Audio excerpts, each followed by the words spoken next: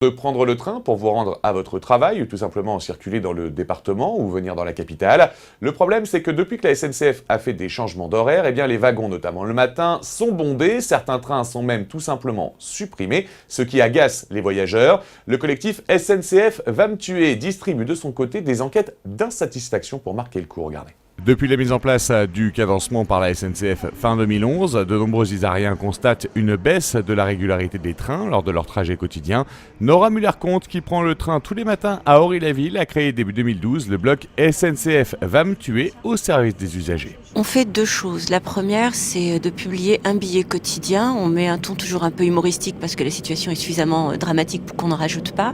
Et ça permet aux usagers de venir dire quel train ils prennent, dans quelles conditions, est-ce qu'ils ont réussi à voyager assis ou non, est-ce qu'ils étaient à l'heure ou non. Et finalement, c'est devenu une source d'information qu'on ne trouvait pas en gare nécessairement ou à bord des trains. Si Nora Muller-Comte a créé le blog SNCF va me tuer, c'est aussi pour remettre en question le cadencement qui dégrade parfois beaucoup les conditions de trajet. Je prenais avant le train de 6h48 qui passait à Ory-la-Ville, qui s'est transformé au moment du cadencement en 6h52, donc c'était pas un très très gros changement.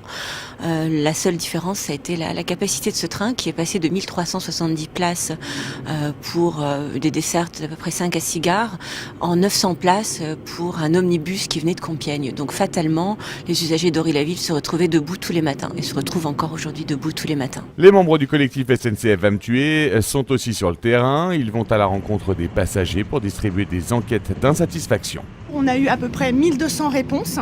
On est encore en train de passer dans les trains, on fait des actions coup de poing en gare, Ory-la-Ville, Chantilly, etc.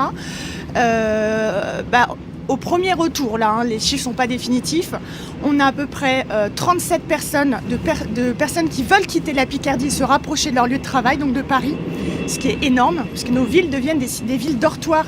Le soir, on rentre en retard, on part tôt, on est crevé, on est fatigué, on est stressé. Le vendredi 22 mars, les membres du collectif SNCF va me tuer et des élus vont rencontrer des représentants de la SNCF et de la région pour présenter les résultats de leurs enquêtes ainsi que leurs statistiques.